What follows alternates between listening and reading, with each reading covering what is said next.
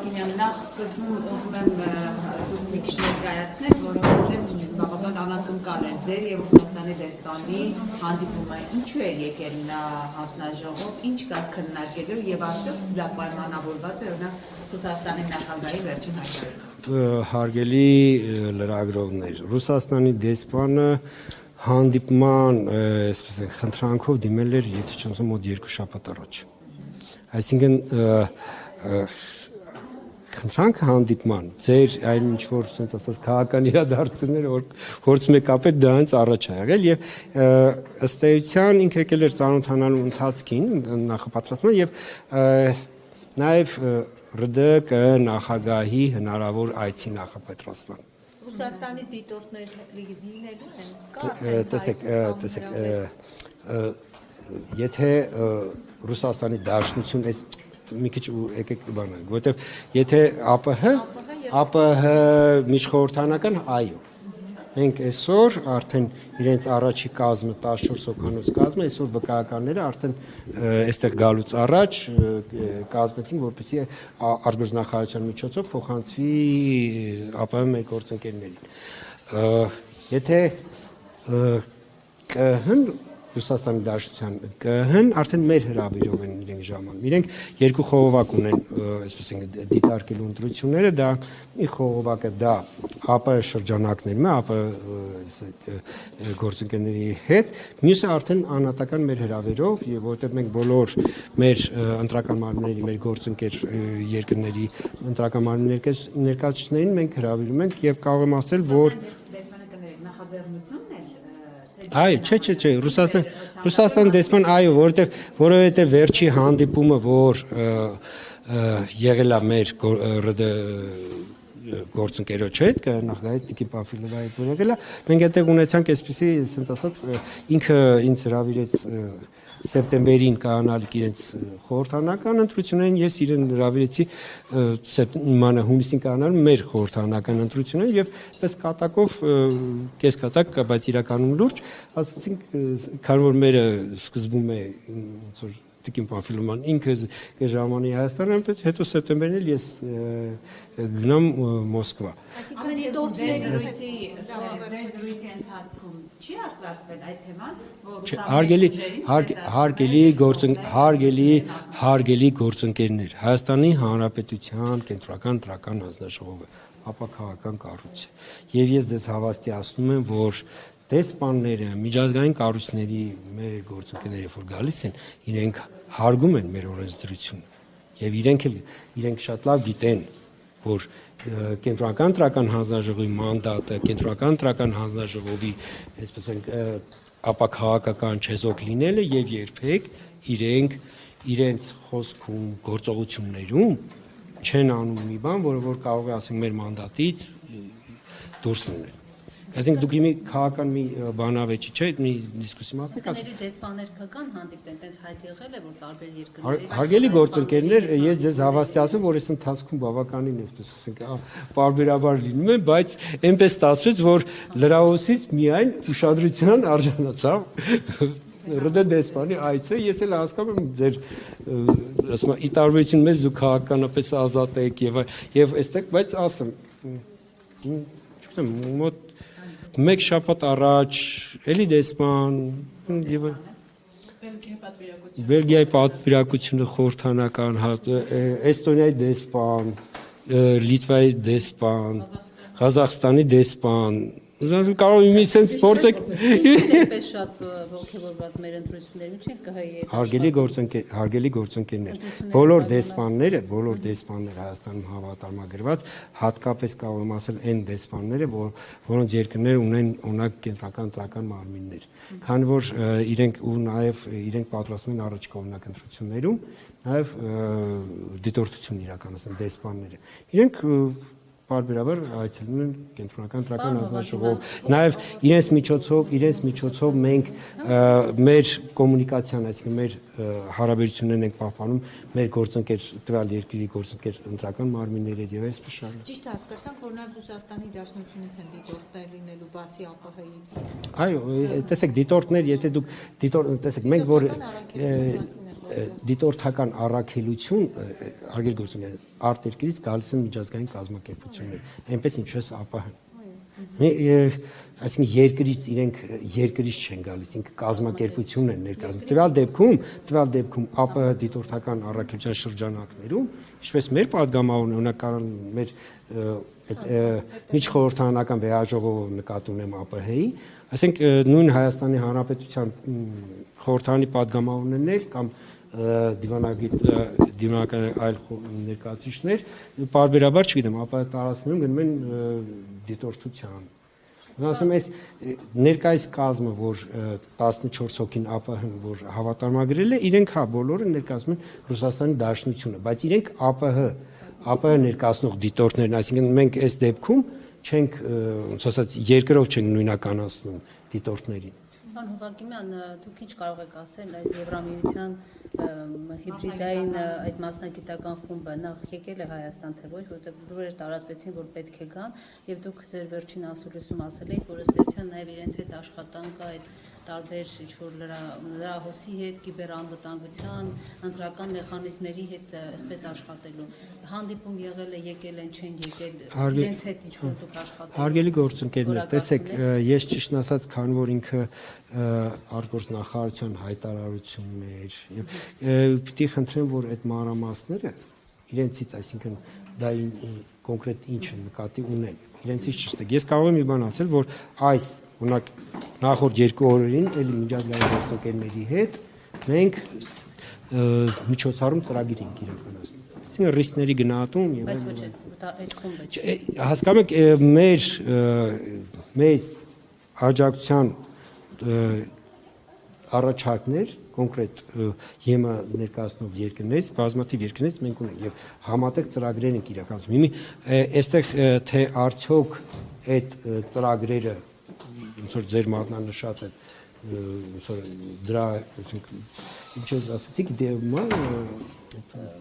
հիբրիդային խումբը կիբերհանցագործության կամ կիբերհանցագործությունը միջազգային գործընկերների հետ աշխատում։ Ավելին ես այստեղ էլ ասացի, որ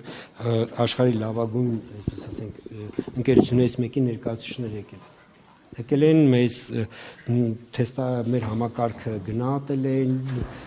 այսպես ասենք, տվել են եզրակացություններ, այսինքն ինչ որտեղ են իրենք ռիսկ տեսնում եւ այլ ու դա անում են մեր ՀՏԳ-ի հետ միասին։ Այսինքն այստեղ քանի որ այդ ռեսուրսը ինքը կենտրոնական ընտրական հազար հասկանալի է, որ նման ռեսուրս ինքը չունի եւ այս դեպքում մեր են դիազոր մարմինը Հայաստան տեղեկատվական համակարգերի գործակալությունն է, որը որ այս վերջերս կարգավիճակը փոխվեց, ոնց արդեն ինքնավար մարմին արդեն ձևավորվում։ Այդ կառույցները մեր հիմնական գործընկերները իրենց մասնագետները իրենք մեր մոտ ունեն մշտական ներկայացուցիչ մասնագետները, որոնք որ մեր մոտ մեր արդեն IT թիմի հետ աշխատում են, այսինքն ամեն ինչ։ Այստեղ դրա համար եմ ասում, ես դժվարում եմ, այսինքն ասել թե մեր միջազգային այս համագործակցություններից որն է ձեր ասած։ Պարոն Հովակիմյան, դուք իհարկե անդադ փորձում եք այստեղ ասել, որ այստեղ էլ ասացիք, որ կենտրոնական ընտրական հանձնաժողովը ապաքաղաքական կառույց է, ես զբաղվում եմ բացառապես ընտրությունների կազմակերպման, բայց քննարկումից նկատելի է, որ իշխանական պատգամավորները այսպես ամեն կերպ փորձում են պարտադրել, չգիտեմ ինչ ձևով կամ պարտադրել կամ առաջարկներ անել, թե ինչպես հնարավոր կլինի ընդդիմադիր որոշ ուժերի գրանցումը չհամարել, չգիտեմ ինչ որ տեխնացուների հանել։ Սա ինչպես է գնահատում։ Կարողանաք դիմադրել հարգելի լրագրող, ես ձեզ հավաստիացնում եմ։ Ես 22 թվականի հոկտեմբերից կգամ նախագահի։ Երբևէ մի մազաչափ, ասենց ասեմ, նույնիսկ չգիտեմ, խոսքով, կես բառի չափով անգամ երբեք որևէ ճնշում կամ ինչ որ, չգիտեմ, չի եղել։ Ու չի եղել ու ես ձեզ վստահում չի լինի։ Իսկ քաղաքական գործիչները, որ մեկ-մեկ ու կսմիթեն, չգիտեմ, ինչեր կասեն, բնական է, հասկանում եք, այդ բնական է, իրենք քաղաքական գործիչներ են, իրենք իրար ինչ կուզեն կասեն, եթե չեն, ասում օրենքով արգելված սահմանը չեն հատի, ընդամենը ոնց որ կստացի զուտ չգիտեմ ինչ ասեմ, այդ չեմ ուզում ասես Ընտրական օրենսգրքի բայց իրենց գործները իրենք անում են լավ են անում թողանեն Ընտրական օրենսգրքի այս վերջին փոփոխությունը 2 ամիս առաջ ընտրություններից գիտեք այդ անուն ազգանունը չլինելը ինչպես է գնահատում սա քաղաքական որոշում է իհարկե իշխանությունը ասում է այսպես վրիպակ են թույլ տվել բայց անգամ անկախ դիտորդ ՎԿ-ի Դանիել Յովհաննիսյանը ասաց որ 2 ամիս առաջ չի կարելի փոխել Դուք որպես կենտրոնական ընտրական հանձնաժողովի նախագահ, սա ինչպես է գնահատում խաղի կանոնները փոխել է ընտրություններից 2 ամիս առաջ եւ արդյոք սա քաղաքական դրդապատճառներով էր արված հենց կոնկրետ խոշոր ընդդիմադիր ուժի, այսպես, չգիտեմ, անունը հանելու, ղեկավարի անունը հանելու ցուցակ։ Հարգելի լրագրողներ ջան։ Տեսեք, կենտրոնական ընտրական հանձնաժողովի նախագահը իրանք ունի ընտրական օրենսգրքի փոփոխությունը լավ ու վատ գնահատել։ Մենք իրավակիրառ մարմին ենք եւ մենք պարտավոր ենք այն ինչ ունենք գործող ընտրական օրենսգիրք ամբողջությամբ ապահովել, որ ինքը իրացվի ընտրական օրենսգիրքը։ Ինչ վրա ես կարող եմ ընդամենը այն ինչ որ տեղեկություն, որը որ կա, դա ասում եմ ինչ որ եղել է իրողությունը։ 24 թվականի փոփոխություններով Կենտրոնական ընտրական հանձնաժողովի առաջարկներ եղել, որպեսզի 81 հոդվածի երկրորդ մասի երկրորդ նախադասությունը, որը որ ենթադրում է, որ քվեաթերթիկում դաշինքների դեպքում դաշինքի անվանումից բացի պիտի գրվի նաև դաշինքի անդամ կուսակցությունների անվանումները, այսինքն ըստ այդ նախադասության այդպես է։ Մենք առաջարկեցինք, որպեսզի դա հանվի, որովհետև հակառակ դեպքում մենք կարող ենք ունենայինք տարբեր տեսակի քվեաթերթիկ, այսինքն կուսակցությունների քվեաթերթիկը լինելու է կուսակցության անվանումը, պատկերացիք, այսինքն եւ առաջի 3 համարները, նեղթիվ եւ այլ դաշինքների պարագայում լինելու է դաշինքի անվանումը եւ օրինակ, չգիտեմ, 3, 4, 5, 10 այդ դաշինքի անդամ կուսակցությունների անվանում է։ Բնական է, որ այդ ամենը ձեզ հայտնի քվեաթերթիկում եթե տեղավորելու խնդիր առաջանար, ստացվել է փոքր տառատեսակը պետք է փոքրացի եւ այլ եւ ստացվել էր, որ դաշինքի եւ կուսակցության քվեաթերթիկները տեսակով տարբերվելու են ըստ այդ գրվածքի։ Այդ ժամանակ արտադրության նախարարության մեկ գործընկերները մեր առաջարկը ընդունեցին, ասեն ճիշտ եք ասում, մտավ նախագծի մեջ։ 24 թվականին, երբ որ առաջին ընթերցմամբ ընդունվել է, դա այդ փոփոխություն, այսինքն առաջին ընթերցմամբ ընդունված փոփոխություններում, որ ման 81 հոդվածի երկրորդ մասի երկրորդ նախադասությունը ուժը կորցած ճանաչ։ Առաջինից երկրորդ ընթերցման ժամանակ որևէ առաջարկ չի եղել, որպեսզի այս փոփոխությունը խմբագրվի։ Այսինքն այս փոփոխության հետ կապված, առաջին թերցման փոփոխության հետ կապված որևէ առաջարկ չի եղել, ամփոփաթերթներ կա, որևէ մեկը չար, բայց ու բնական է դա ինչ եմ ասում, որովհետև դա նշանակում է, որ ոչ պետաիրավականը, որը որ գլխադասայինն է, ոչ նման փոփոխությունը, այսինքն քննարկել ոչ էլ խորհրդարանում կարար քննարկել, բայց փաստն է, որ երբ որ այսինքն Արլիսում հիմի ինկորպորացված տարբերակը որ դրված էր, երկրորդ ըստայության ստացվել էր այնպես, որ երկրորդ նախադասություն բառի փոխարեն գրված էր պարբերություն։ Արդյունքում դուրս այն ինչ որ պիտի կայի խնդրանքը եղել էր, որ պիտի դա եթե հնարավոր է հանվի, որպեսզի քվեաթերթիկները տեսակով չտարբերվեն, դրա փոխարեն 81 հոդված երկրորդ մասի երկրորդ պարբերություններ ուժի կորցած ճանաչվում։ Սա եղել սա իրողությունը մնացածից մենք արդեն մնացած 6 ամիս առաջ, 8 ամիս առաջ, 2 ամիս առաջ, դա է հենց խնդիրը, որ 2 ամիս առաջ, երբ արդեն ինչ որ մարդիկ որոշել են։ Տեսեք, իրականությունը բոլորը ասեն, որ այդ տեխնիկական վրիպակը ըստ էության վերջերս է իհայտիկ, որովհետև նման կրկնում եմ, որևէ մեկը ոչ падգամավոր, ոչ մեր կողմից, ոչ որևէ մեկը չի ասել, որ օրինակ 81 հոդվածի երկրորդ մասի երկրորդ պարբերությունը ուժը կորցած ճան, այսինքն եկեք նախադասության փոխարեն գրենք պարբերություն։ Բոլորը, այսինքն այս երբ որ արդեն օրենսգիրքը ուղղակի պրակտիկ կիրառման մեջ նայելով, եկել այդպես է փաստի հայտիկ, որ ինչ որ տեխնիկական վրիպակով ըստ էության երկրորդ նախադասության փոխարեն երկրորդ բարբերությունն է ուժը կորցաճանաչվել։ Պարոն Վագինյան, վերջերս հրապարակում եղավ թե քաղաքական ուժերից մասնակցող ընտրություններին յուրաքանչյուրը ինչքան գովազդ է տեղադրել համացանցում։ Դա այս շրջանում դիտարկվում է ԿՀ-ի կողմից, թե դա միայն նախընտրական շրջանում։ Այսինքն այստեղ սահմանափակումներ կարող են լինել։ Հարգելի գործընկեր, այստեղ սահմանափակումներ չկան, սահմանափակումները սկսվում են քարոզարշավի մեկնարկից։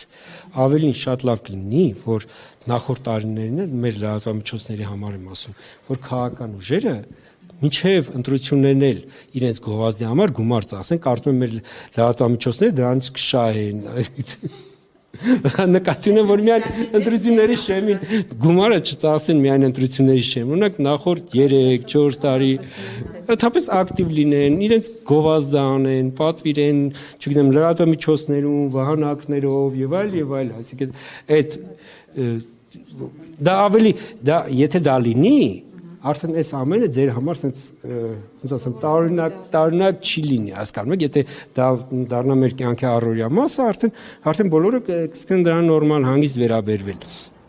Այն դեպքում էլ արդեն այդ պայմաններում է քարոզարշավի փուլը, երբ որ կմտնեն արդեն սահմանափակումներ, բոլորի համար ավելի տեսանելի կլինի, այսինքն տեսնեն, որ մինչև այդ ազատ էին, դրանից հետո օրինակ սկսեցին գործել սահմանափակումների պայմաններ։ Արդեն շրջանում ո՞րն է շեմը լինել, այսինքն որքան գովազդ կարող են քաղաքական ուժերը տեղադրել։ Մինչև 800 միլիոն դրամ։ Այսինքն նախընտրական քարոզչության նպատակով ծախսերը, թե ինչ նպատակով կծախսեն, այդ իրենք գովազդա, չգիտեմ, շտաբների վարձակալությունն, այնտեղ միջոցառումների կազմակերպումը կամ ասենք տպագիր նյութերի տպագրություն, խոսքով այդ ամենը ընտրական օրենսգիրքը որ նայ 27 հոդվածն է, 27 հոդվածը հստակ ասում է թե ինչերը պիտի հայտարարագրվի։ Այդ նպատակով գումար 800 կարող են ծախսել մինչև 800 միլիոն դրամ։ Եվ դասությունները եւ կուսակցությունները։ Այո։